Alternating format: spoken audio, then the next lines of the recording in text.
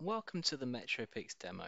Today we're going to draw a floor plan from scratch and take you right through to the closing stages where you actually download the plan and pop it on your details.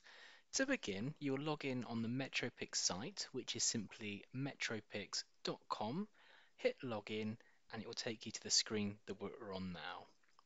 Once you arrive, there'll be a list of recently drawn properties on this screen, if you've had activity on the account, of course. To begin, we would press New Floor Plan on the top left-hand corner. By clicking here, the system will prepare a new floor plan for us. At step 1, we just enter the address of the property. So I'm going to pop in something that's nearby to the office. And if you put the first line and the postcode, press Next, the system will then search PlanBank. PlanBank is one of our unique tools that Metropix offers. It has over 10 million plans in the database, previously drawn by other users. You get the opportunity to look at those plans, check if there's anything suitable, and then reuse it to save even more time. So if we look at the results here, the two lists below, on the left side, we have studios up to 2-bed properties. On the right, we have anything with 3+ bedrooms. So you can look through this list.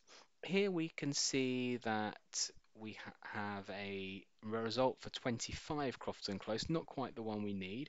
We could click onto that, use that as a template and make it into the shape of number 15. And in many roads, you'll see that one house style kind of fits all. So you will get lots of scenarios where one property could benefit yourself and be mirrored to make another plan that you actually need. In this case, we're going to press Start Drawing Now to begin with a blank canvas.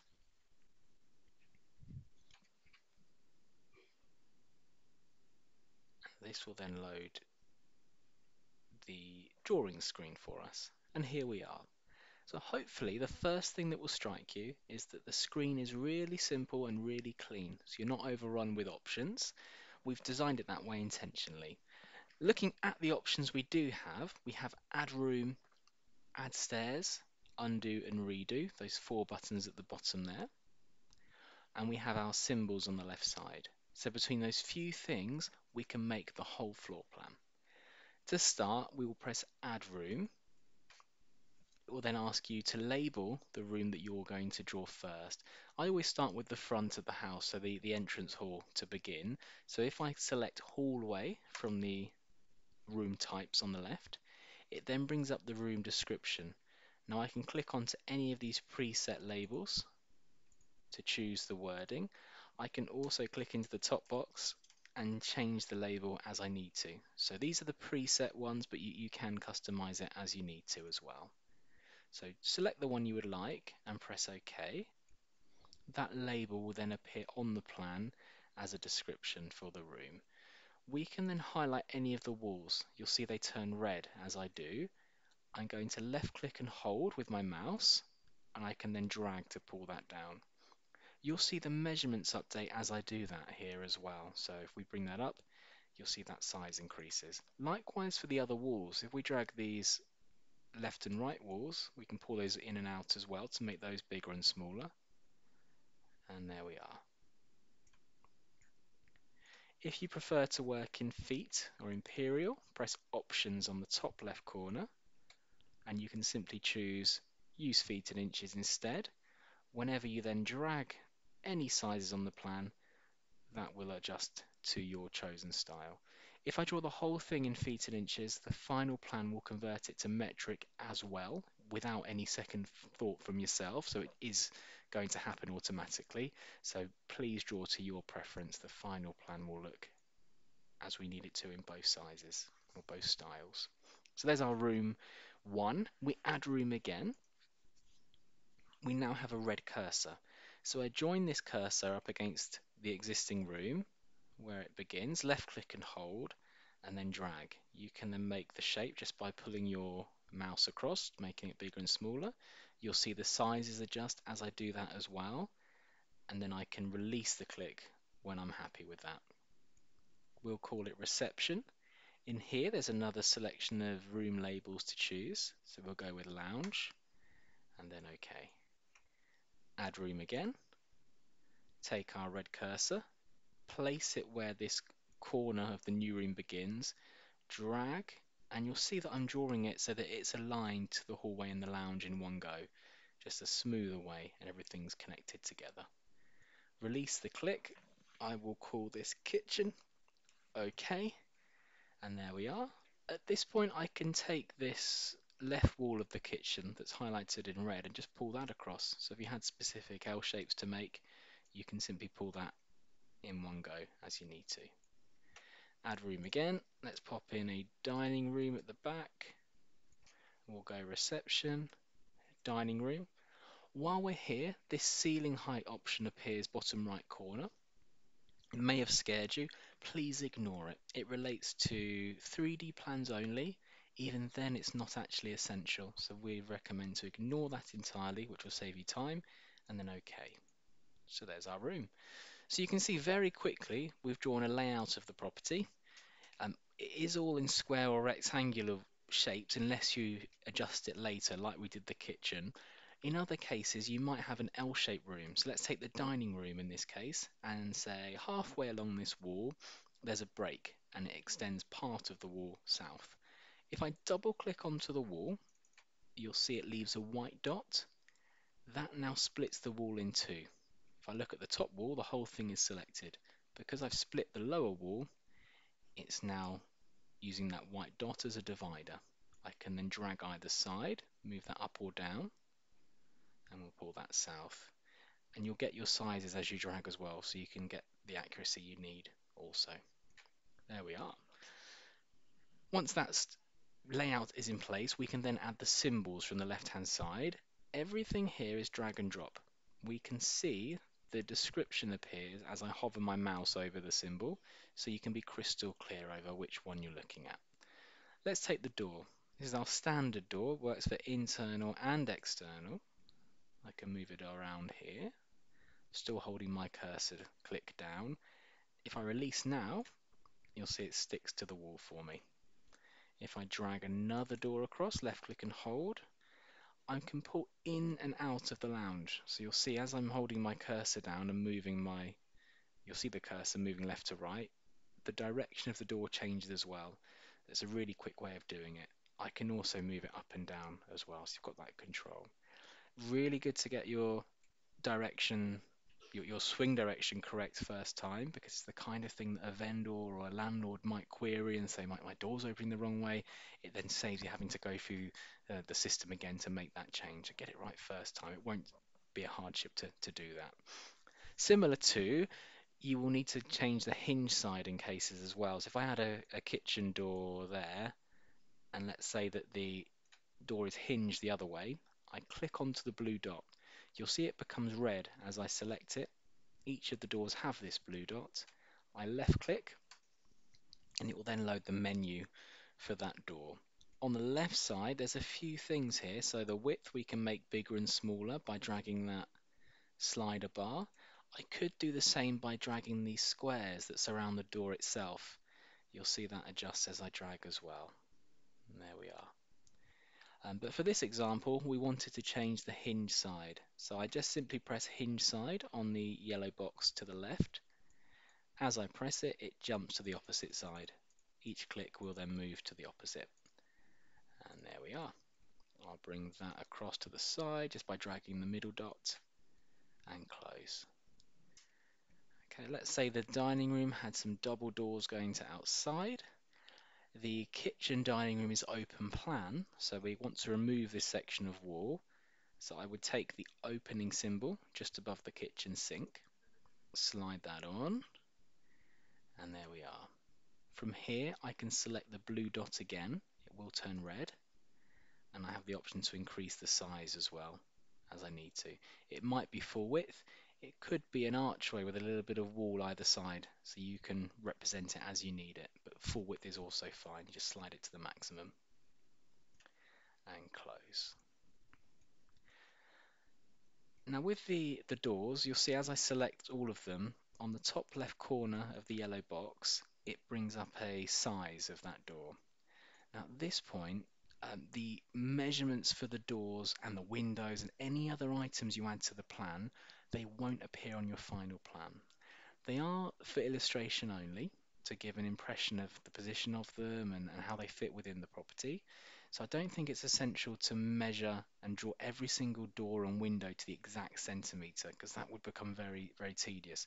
You can just use this as a guide to make sure you're in and around the correct size. We just want to make sure it looks proportionate on the floor plan and it's in the right position. So if it's central or to the left, we're showing that. So we just want to be accurate in those areas, really. Okay, so there's our doors. We've got one symbol for the window, nice and easy. We drag that on. You can move it to any wall you like. And there we are, there's the kitchen window. Click the dot, drag the squares, and you can make that bigger and smaller. And there we go. In this case, let's say the lounge has a bay window. So it's very similar to the L-shaped room that we've already added. We double click on the wall where the bay begins. Double click on the other side where it finishes. And that leaves two white dots now, and it splits the wall into three segments across those two dots. We'll take the middle section, left click and hold to slide down. You can pull that in and out as you need to. And there's our boxed window. If we wanted to, we can take the white dots in the corners, drag those to angle the wall as well. So if it's like a proper old school bay on an angled window, we can just slide that in. And there we are. We'll drag our window on. In fact, I've just added the opening in error. If that's the case, you just click it, the blue dot, select delete, and that takes it out. I'll now add the window instead and correctly. And there we are. So there's our windows and doors. On our floor plan, it's recommended to put the fitted items in. So in the main, that's your kitchens and your bathrooms. We have a selection of symbols on the left. So for the kitchen, we have a base unit to begin. We can drag that on, and you'll see it fits to the nearest wall. So this unit is set a bigger size than this wall for the kitchen, but it just sizes to that maximum size it can be. So there we are. If I drag another unit on, you'll see as I bring them together, they merge to become one. I can click the dot, it will turn red, and then I can drag the squares as well to make it bigger. And there we are. I'm going to add a hob. I then have a sink with a drainer, but in this case, I'm in a picky mood and I want to show a different style of sink. There are other options available. This list is the basic symbols. If we go to all symbols at the bottom, everything's in room order, so we could take kitchen, and now you'll see a lot more choice becomes available. So I wanted a double sink in this case. I'm going to slide that on in the same way. They're all drag and drop still, just ping them onto the plan. There we are. While we're here, there are other things as well. So dishwashers, if you had an integrated dishwasher, for example, you might want to put the symbol in there. I would recommend to stick to the hob, the sink, and the base units themselves, just for consistency and simplicity. However, if a client has asked specifically for a certain feature to be shown, so things like boilers in there as well, bar stools even, you can just slide those in and you know that option's there should you be forced to use them. But as I say, for speed and simplicity, I recommend doing the basic items only. So I'm going to go back to the basic symbols list, bottom left corner. There's a fireplace as well, so that's a really nice one to show where it exists. Click the dot, you can size that as you need to. And there we are. Okay, so there's our ground floor. If I try to add stairs, this is a common mistake for brand new users. The system will just say no, it doesn't like it because we are on the ground floor and we haven't actually got another floor in place. So where can these stairs go? The first thing we need to do instead is click floors on the top left corner. A new floor will be added named first floor. It's perfect, that's just what we want. We'll OK that. Now we're on the first floor, but we have the ground floor in the blue outline. We can see this vertical rectangle here, the bottom left corner, is the hallway on the ground floor, and our stairs are going to start in that hallway. So we add a room, and we know that our landing is going to sit in and around that area. So you can draw it as big or as small as you need to begin. You can resize it later, so don't worry too much about getting it spot on first time.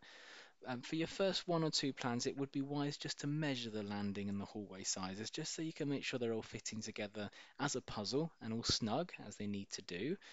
Over time, that will become less and less appropriate or essential, rather. You can phase that out because the plans will just work. We'll go hallway, landing, and then OK. In this case, now I can press add stairs again, and I'll get a different response. If I just pull this box to the side, so you can see a bit of the drawing as well, and it will ask you a few questions. Firstly, which floor is the bottom step on?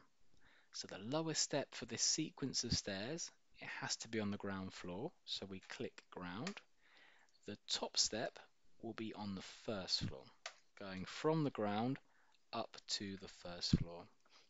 Now, in cases that you will have 3 stories plus, so you might have to change the answer to this question. It could be the bottom step on the first floor and the top step is on the second floor, because you draw each sequence of stairs in one block.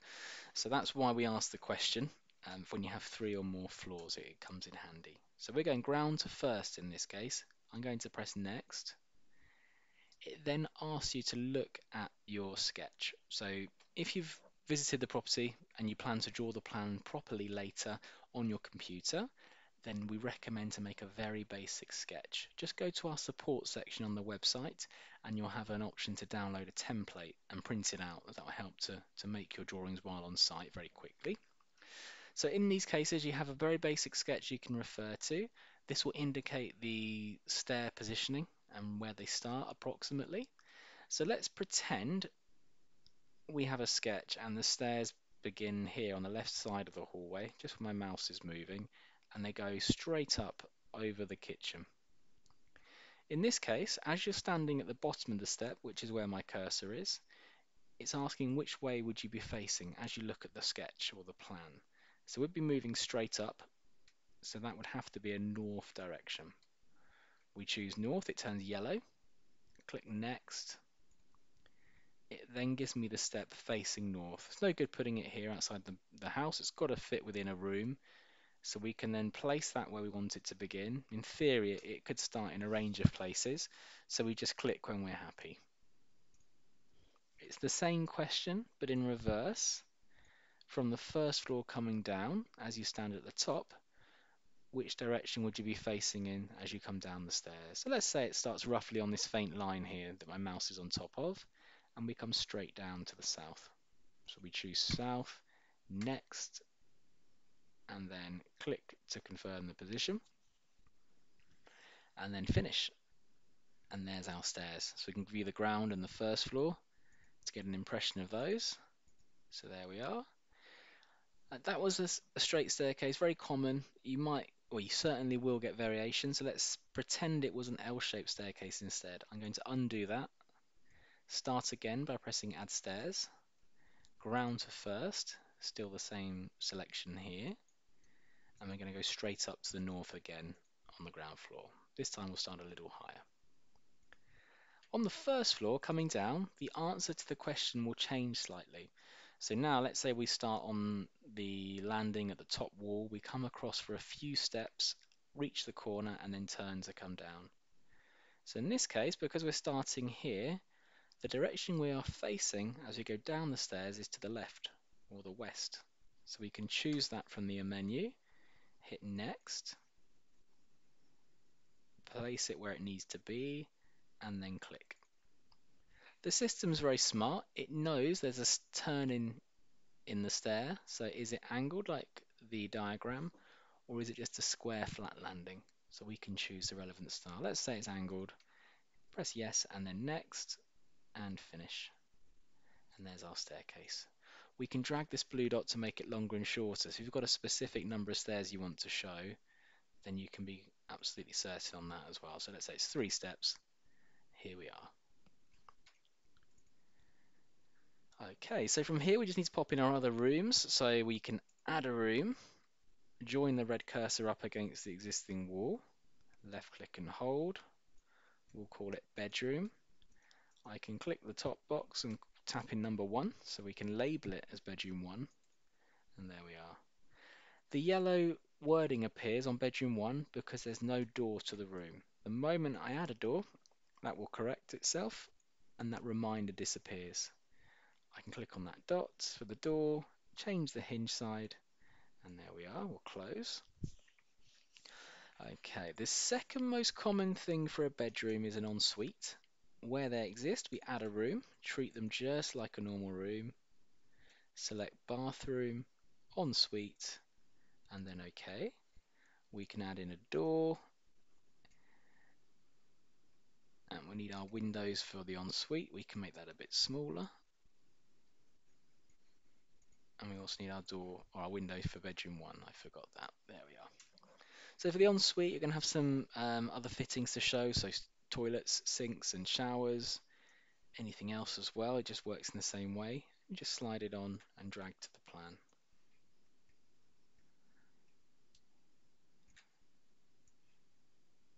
And there we are. Okay.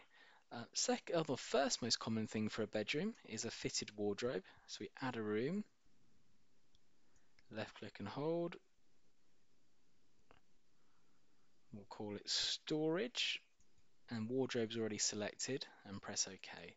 So we treat storage areas, so cupboards and wardrobes, in the same way as you would a room, just draw them as a small room. We then have double sliding and folding doors, so you can drag those on to just illustrate it a bit nicer. And there we are. Add room again. Let's pop in bedroom 2 here. We'll go bedroom, tap into the top, call it number 2. We can then pull this wall across to extend the landing to make a bit of a walkway to bedroom 2. We need a door. I'll change the hinge side. And let's say this time bedroom 2 has a curved window, so we've got a bow window there. We could curve the whole wall from corner to corner. In many cases, it's only part of the wall that's curved. So we can mark the area we want to curve by pressing Edit, Draw Curved Wall, one of the middle options there. Place the cursor where it begins, draw the curve, and then bring it back. It looks really messy. When I release the click, it will read what I've tried to do and smarten it out. We can then put the window on top, and we can size that to fit as well. And there we are. Add room. Let's pop in bedroom 3.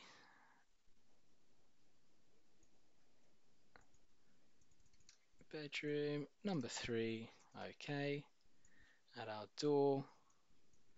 Now in this case, I know that the bedroom 3 window is the same size as the ensuite window. As a shortcut, I can hold Control on my keyboard, highlight and click on the window in the ensuite, drag that dot, and you'll see it duplicates it. Maybe the landing has a window the same size. Hold Control on this window on bedroom 3, drag that while holding Control, and there we are. It's a nice shortcut to bear in mind. Add room again. Let's pop in a bathroom here. And it's going to be L-shaped. It's going to extend over the stairs partly. Double click on the wall. It splits it in 2. Drag a section up. And there we are. We need a door. And then a window. And some items as well. So we've got our sink and our loo there. And if you want a bit more choice, we can go back to all symbols.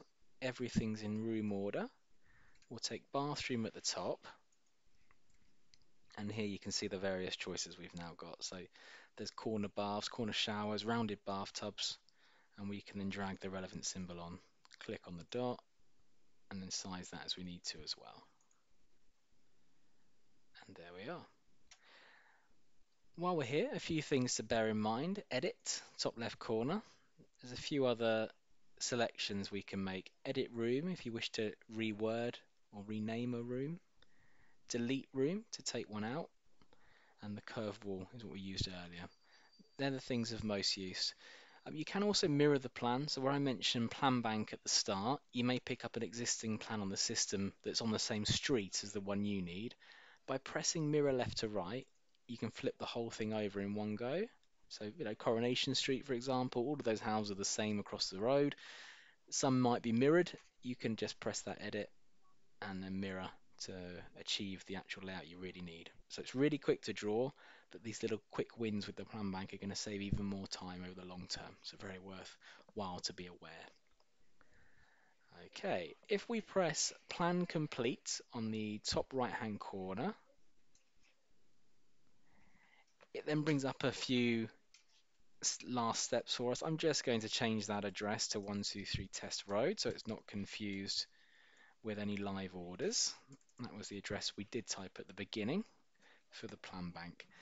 The address is going to be stored in your account, and that would be used to locate the plan in the future. Ideal situation is that you come to relet or sell the property again, or a combination of the two.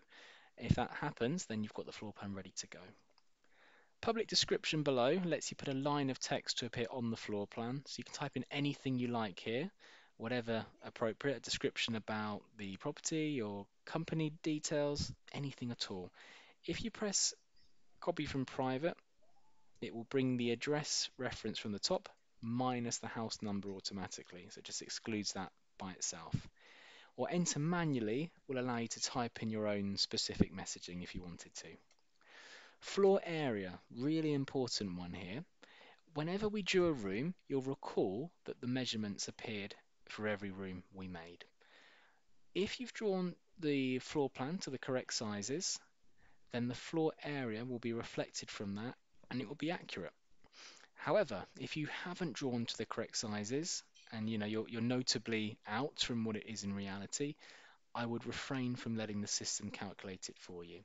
If the room is 5 meters by 5 meters in reality, that's 25 square meters for that room, but you draw it as 6 meters by 6 meters, you've immediately got a big discrepancy between the two overall sizes, 11 square meters difference just by getting that drawing incorrect.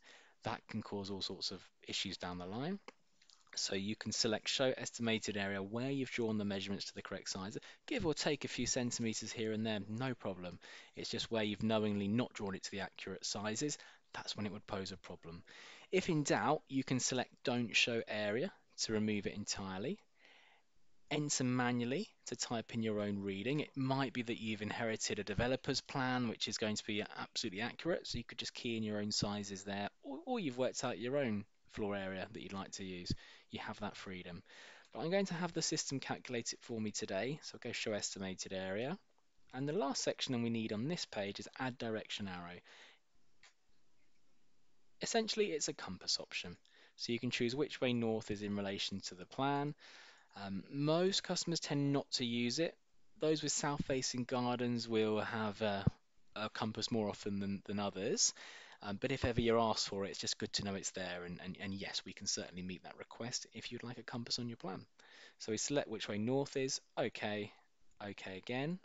Just warns me that Test Road is going to appear on the plan. That's fine. That's what we want. And OK. The final screen is a measurement review. This brings up a list of the rooms we've added to the plan, and we can click onto those to view every room individually. So let's go with the lounge, 17 foot 9 by 13.1. At this point, I realize that should be 13.3. I tap into the box, delete the 1, add a 3, there we are. I can click on the list as well, so let's go with the hallway. It's bringing up the measurement for the hallway because it's quite big. It's a decent sized hallway there. I can select no measurements to take it out for that room on its own. Work your way through the list. You can just click through, choose the room you'd like to work on. Ensuite, again, we don't want the sizes, no measurements, take it out. If your preference is to not have any measurements at all, you can press remove all measurements. In one click, that takes everything out for you and get any sizes. Bedroom 1 here, let's go with something extravagant. Let's change that to 14 foot 8. We're adding 4 foot on there. Now, this will not affect the floor plan. I'm not going to have a 4 foot wall or an extra wall jotting out. The plan will remain as you've drawn. The label only will change that appears on the final plan. Also bearing in mind the floor area won't be affected. So I could add that to 140 foot if I wanted to. It won't adjust this floor area. The floor area is tailored from the actual room shape that you've physically drawn on the plan. This is just for the labeling of the plan. So we press send to Metropix when we're happy. This will then start to process the plan for us. Typically it will take about 15-20 seconds. In fact, while that's going through, we've got two things at the top. We have training videos. These are quick fire videos of things we feel are commonly asked questions. So how to add bay windows, stairs, L-shaped rooms, curved walls, angled walls. These things will come up sometimes, and if they do, we've got some videos for it. However, you're definitely going to see things that will be new to you, and you might need a hand placing them on the floor plan. You can contact us at the top. This brings up a quick form, so just pop in your name and your details here. We'll get back to you in your chosen method, whether that's phone or email. So pop in the inquiry and send. We typically get back to every inquiry, every online inquiry in under 20 minutes, so very, very quick. If you prefer, we've got a really friendly team, experts in this area. You can just give us a quick call. That's a direct dial to our support team. Whoever answers the call will just be able to get on and assist you there and then. We also have a screen share facility. So if you're really stuck with something, we can jump onto your screen, make the changes with you, and guide you through what we're doing. So we can give you as much or as little help as you need with your cases. If you're really busy, you could tell us what the problem is and we could fix it for you while you're disappearing out the office. So the service is there for you to tailor as you need, so use it in the best way for you. If I go back to my plans, the test road is now ready. It's the one at the top of my list. I can view. That brings up a preview of the plan. So here, Open Edit will allow me to load the plan and make changes to it. So maybe I've missed off a door or I've labeled something incorrectly. Open Edit will take me back to the drawing screen. I can make my change and then I complete it again. I just resave it and it creates an updated plan for me. Otherwise, I can hit download on the grey box here. It gives me the option to open or save the image to my computer. If I just open for the sake of today, and here is a preview of our plan. So I can zoom in, you'll see the quality remains really good. These are high resolution files that have been designed for print and online use, so you do have that comfort. We can see each individual room has the measurements. Now, if you recall, we drew the whole thing in feet and inches. Automatically, the measurements appear in metric as well. We simply have our own preference, but we do not know what our audience prefers who are looking at the floor plan. So if we had everything in feet and inches or metric only, we could be isolating people that can't make relevance to those sizes. That's why we do both, but you draw in your size and we convert it automatically. The symbols are all on there as well, so you've got your bathroom, ensuite and kitchen items showing. At the bottom, we've got test road, the label. So if you put a label on the plan, that's how and where it will appear. The floor area beneath that is calculated by the system. Again, it gives you the feet and the metric equation. And lastly, at the bottom, I have a disclaimer. This appears automatically. I intentionally didn't mention it because you do not need to worry about it. If you have a look through, it's very comprehensive. The plan isn't to scale, it's for illustration only. The appliances haven't been tested, so it's really comprehensive and will firmly cover you. If you wanted to, you can speak to us about having your own custom disclaimer on there. However, from experience, 99.9% of our customers are using that disclaimer and it serves very, very well. So now back to the account, we can go to My Plans. Our latest one is at the top. I can press New Floor Plan to get started. Contact us at the top for any help, and then training videos for quick fire references that you might need.